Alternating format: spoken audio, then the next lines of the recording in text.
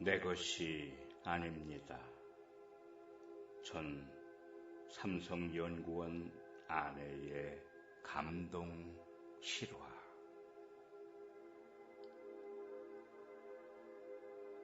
내 것이 아닙니다. 제 것이 아닙니다. 40대 중반 어느 부부의 스토리. 오늘 아침 카톡을 도배한 감동의 글, 필독을 권합니다. 삼성연구원 부인이 쓴 가슴 찡한 글입니다. 생생한 사진과 함께 실명으로 공개하셨네요. 한때는 이 아름다운 집이 제 가장 큰 자랑이었습니다. 심혈을 기울여 꾸민 아름다운 우리 집. 잡지에 여러 번 나왔다고 내심 자랑스러워했던 우리 집. 행여나 때가 탈까, 혹여나 먼지 탈까, 닦고 쓸고 했던 우리 집. 하지만 남편이 아프고 보니 제가 있을 곳은 궁궐 같던 우리 집이 아니라 몇 평 안 되는 비좁은 병실이더군요. 피곤한 내 한 몸 누일 곳은 푹신하고 안락한 라텍스 침대가 아니라 딱딱하고 좁은 보조 침상이더군요. 내 거라 믿었던 남편과 공동 명의로 되어 있던 자랑스럽던 내 집도 알고 보니 제 것이 아니었습니다. 바라만 봐도 뿌듯했던 참으로 고운 접시들, 참으로 이쁜 그릇들. 난 왜 이렇게 꽂히는 게 많지?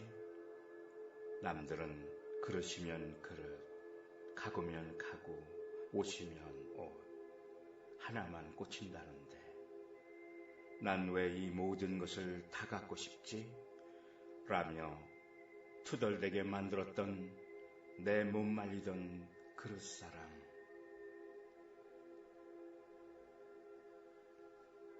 그 수많은 이쁜 그릇들도 남편과 함께하는 병실에선 아무 소용이 없더이다. 제가 황량한 병실에서 쓸 수 있는 건 보잘것없는 플라스틱 접시와 종이컵 뿐이더군요. 15자 붙박이장에 가득한 수많은 옷들과 제가 사랑에 맞지 않던 명품 백들. 이 또한 제 것이 아니었습니다. 남편과 함께하는 병실에선 편한 추리닝과 레깅스면 족하더군요. 귀히 여기던 명품백도 필요 없더이다. 어디 그뿐인가요? 20년 넘게 나의 자랑이었던, 나를 빛나게 해준다고, 나를 완전케 해준다고 믿었던 내 남편도 제 것이 아닙니다. 내 것이 아닙니다. 의사들은 말합니다. 마음의 준비를 하라고. 이 또한 내 것이 아니라고. 이젠 압니다. 내 분신, 내 생명, 내 사랑하는 아이들조차 제 것이 아니라는 것을요. 이 아이들 또한 그분이 제게 잠시 맡기셨던 선물임을 제가 잊고 있었네요. 이와 같은 이유로 근심, 염려 또한 제 것이 아닙니다. 적혈구 수치가 모자라 수혈을 해도, 의사가 제 아무리 무서운 말을 해도 그것은 제 것이 아닙니다. 네, 아버지의 것입니다. 너희 염려를 다 주께 맡겨라. 이는 그가 너희를 돌보심이라. 베드로전서 5장 7절 말씀. 근심 염려는 다 주께 맡기고 내 남편 또한 주께 맡기고 저는 이 밤 또 기다립니다. 죽은 나사로를 살렸던 예수님이 베데스다 연못에 38년 된 병자를 찾아가셨던 예수님이 친히 내 남편을 찾아오셔서 살려주시길 기다립니다. 내가 가서 고쳐주리라 말씀해 주시길 기다립니다. 그분의 핏값으로 살리셨던 내 남편을 또다시 살려주시길 애타게 기도합니다. 내 것이 아닌 걸 내 것인 양 소유하며 자랑하며 욕심내었던 제 무지를, 제 교만을, 제 과거를 회개하며 눈물로 기도합니다. 의사의 권유로 내일 호스피스로 옮기는 울 환희가 무덤에서 걸어나온 나사로처럼 그곳을 건강하게 걸어나온 최초의 증인이 되도록 기도합니다. 하나님이 함께 하시면 불가능한 일이 없을 줄 믿습니다. 인생은 벌스와 데스 사이의 초이스라고 하더군요. 그러고 보니 인생은 늘 선택의 연속입니다. 저는 오늘도 희망을 선택합니다. 절망을 거부합니다. 내 남편이 살아서 하나님을 자랑하고 증거할 수 있도록 그분께 매달립니다. 그리 아니하실지라도 평생 그분을 사랑하고 섬기겠지만 오늘은 꼭 그리 해주시길 무릎 꿇고 기도합니다. 내 기도가, 여러분의 기도가 오늘 밤 하늘 보좌를 흔들기를 간절히 소망합니다. 그 이후 얘기입니다. 남편 없이 살아가기.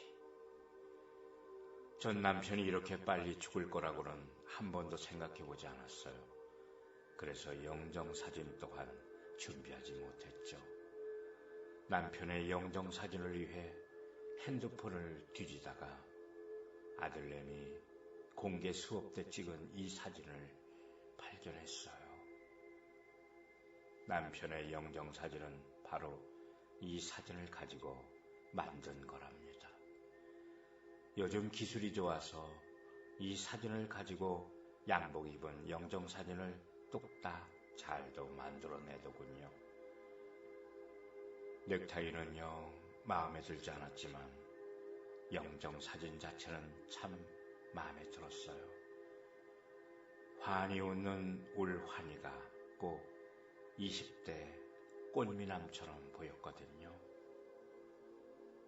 아직 어린 아기로 생각되던 울 호야는 장례식 내내 든든한 상주 노릇을 잘해주었습니다. 가끔씩 빈소 옆에 연결된 침대방에 드러누워 상주가 이렇게 누워있어도 되나? 라고 묻기도 했지만요. 그나저나 전 장례식 내내 하늘이 무너지는 것 같이 슬펐지만 참 행복했습니다.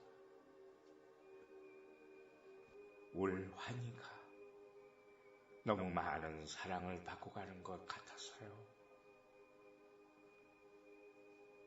정승 죽은 곳에는 문상을 안 가도 정승집 개가 죽은 곳에는 문상을 간다는 옛말이 있지요. 저희 양가 부모님들은 모두 퇴직하신 상태이고 아내인 저는 무직인데다 마당말이긴 했지만 삼성 연구원이었던 일테면 정승인 남편이 죽었기 때문에 저는 문상객이 얼마나 올까 생각했었습니다. 회사 사람들과 남편의 대학 동기들, 그리고 저희 부부가 다녔던 교회 식구들과 제 지인들이 전부일 거라 여겼죠. 저희 부부는 친척들도 많지 않았으니까요. 그래서 삼성 서울병원의 장례식장을 예약했을 때 처음엔 중간 사이즈의 빈소와 식당을 예약했다가 아주버님이 손님이 너무 적으면 쓸쓸해 보일 거라고 걱정하시길래 제일 적은 사이즈의 빈소와 식당으로 다시 예약을 변경했습니다. 그런데 웬걸, 빈소가 차려지기도 전에 제 블로그 이웃 언니들로부터 암 카페 식구들이 찾아오기 시작하더니 교회 식구들은 버스 2대로도 모자라 각자 차를 갖고서 문상을 오더군요. 남편의 회사 동료들과 대학 동기들, 서클 친구들도 줄줄이 찾아오기 시작했고요. 얼마나 많은 조문객들이 왔는지 저희는 방 하나로 모자라 더 큰 방을 하나 더 예약해야 했고 다음 날은 삼성 서울병원에서 제일 큰 방으로 옮겨야 했습니다. 정성집 개가 아니라 정승이 죽었는데도 문상객이 넘쳐나는 걸 보고 전 생각하기 시작했어요. 내 남편은 대체 어떤 사람이었을까? 올 남편은 대체 어떤 삶을 살았길래 이토록 많은 사람들이 남편 가는 길을 끝까지 지켜주는 걸까? 끊임없이 찾아오는 조문객들은 진심으로 남편의 죽음을 애통해했고 마음 아파했으며 장례식 내내 수많은 사람들이 자기 일처럼 장례 절차를 도와주었습니다. 나중에 보니 남편의 회사 동료들뿐만 아니라 남편이 함께 일했던 협력업체 쪽 분들도 잊지 않고 다 문상을 와주셨고 화환들을 보내주셨을 뿐만 아니라 거금의 조의금을 내주셨더라고요. 전 남편이 저한테만 최선을 다하고 저한테만 가장 좋은 남편인 줄 알았는데 남편은 자기가 있는 곳 그 어디에서나 최선을 다해 살았고 가장 좋은 만남을 가졌나 봅니다. 그런 남편이 저는 참 자랑스럽습니다. 그런 남편이 저는 참 그립습니다. 옆에 있으면 궁뎅이를 툭툭 두들겨주며 칭찬해주고 싶습니다. 당신 참 열심히 잘 살았노라고.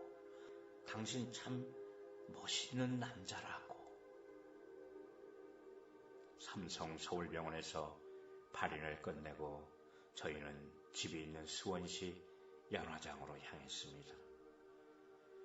경황이 없어서 납골당도 미처 알아보지 못했기 때문에 남편의 유골함은 수원시 연화장에 있는 납골당에 우선 안치하기로 했죠.